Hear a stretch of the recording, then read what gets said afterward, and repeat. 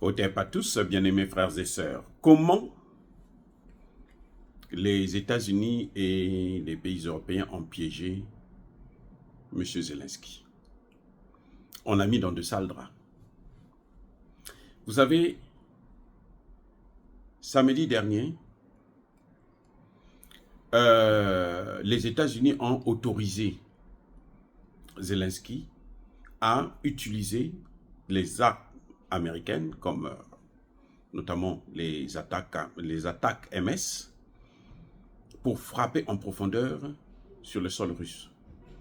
Ils auraient dit qu'il fallait frapper seulement à Koursk, mais ils n'ont pas frappé justement le lendemain, ils n'ont pas frappé à Koursk, ils ont frappé à Bryansk. Donc ils sont même sortis de l'espace qu'ils avaient autorisé. Et vous savez, les Français et les Anglais qui n'attendaient que ça, eux aussi ont donné leur autorisation, même si après Emmanuel Macron veut dire que lui n'a jamais donné l'autorisation, ils ont donné l'autorisation. Bref, lorsque les Américains donnent l'autorisation, un samedi, dimanche, l'Ukraine a commencé à tirer sur, envoyer ces missiles sur le sol russe.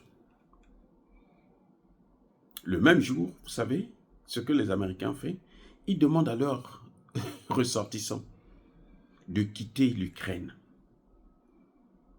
Ils ont fermé l'ambassade des États-Unis. L'Italie a suivi, la Grèce a suivi, d'autres pays européens et de l'OTAN ont suivi. Ils ont fermé leur ambassade. Attendez, et ça c'est se moquer des gens. Pourquoi vous fermez votre ambassade, vous autorisez d'attaquer la Russie et vous fermez votre ambassade? Parce qu'ils savent que la Russie va riposter, et quand la Russie va riposter, ça peut faire de gros dégâts. Donc, pour prévenir cela, ils se disent, non, nous, on ne va pas rentrer dedans. Nous, on fait partir déjà nos ressortissants. Ils ont conseillé à tous les ressortissants américains de quitter l'Ukraine ou de faire très, très, très attention de ne pas sortir, de rester chez eux jusqu'à nouvel ordre. Et donc, l'Ukraine se retrouve seule face à la riposte russe. Dieu merci que Poutine n'est pas comme les Américains.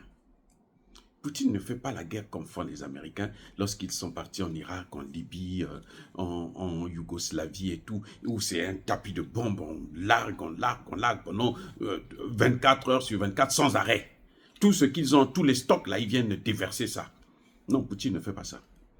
Poutine a seulement envoyé un missile, un seul.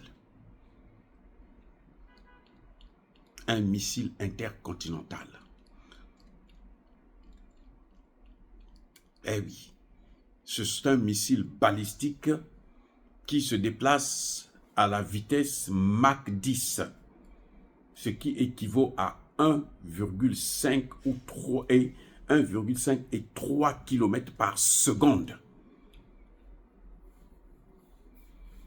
Donc c'est un missile qui, lorsque vous entendez le bruit de ce missile, il vous a déjà traversé depuis très longtemps. Il est déjà très loin. Et il fait des dégâts. Et Dieu merci, Poutine a choisi de ne pas mettre le nuque à la tête de ce missile.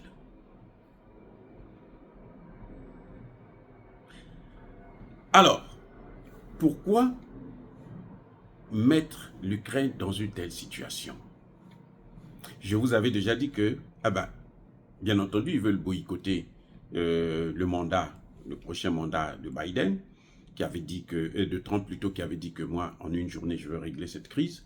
Donc, il faut aggraver la situation de telle sorte que s'il n'échoue pas, ça puisse prendre quand même plus de temps, où il soit obligé de demander l'intervention des troupes américaines pour sauver les Américains, l'OTAN, parce qu'ils veulent embraser. Ils veulent vraiment la guerre. Et vous savez quoi? Ce n'est pas une autorisation officielle, c'est une autorisation officieuse. Il n'existe jusqu'à présent aucun document. Eh oui. les États-Unis ont autorisé à l'Ukraine d'utiliser les missiles attaque MS à travers CNN. Dieu merci que CNN est dans de gros problèmes, donc probablement CNN va couler, et s'il coule, eh ben, ce serait justement parce qu'ils font trop de mal. Comment vous pouvez autoriser à l'Ukraine de faire une telle action, alors que vous savez très bien que la riposte de la Russie sera fulgurante? Comment? Moi, je comprends pas. Je comprends pas.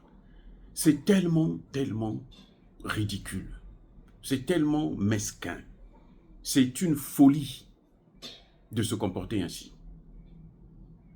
Donc, l'Ukraine actuellement se trouve seule face à Poutine. L'Ukraine se trouve seule. Parce que ce que l'Ukraine veut là, l'Ukraine n'a pas de système de défense pour arrêter. D'ailleurs, ça n'existe pas. Même les États-Unis n'ont pas un système de défense pour arrêter ce genre de missiles. Poutine l'a dit. Et Poutine, quand il parle, c'est qu'il sait de quoi il parle. Rien ne peut arrêter ce genre de missile. Mais soyons clairs, soyons sérieux. Pourquoi tu vas pousser l'Ukraine dans une telle situation alors que tu sais que tu n'as pas les moyens de le protéger? Tu lui demandes de se battre, mais tu n'as pas les moyens de se battre. Tu n'es pas capable d'envoyer tes hommes. Parce que ceux qu'on envoie comme des volontaires, ils sont tous neutralisés là-bas. Et c'est par milliers qui sont partis, qui sont massacrés là-bas.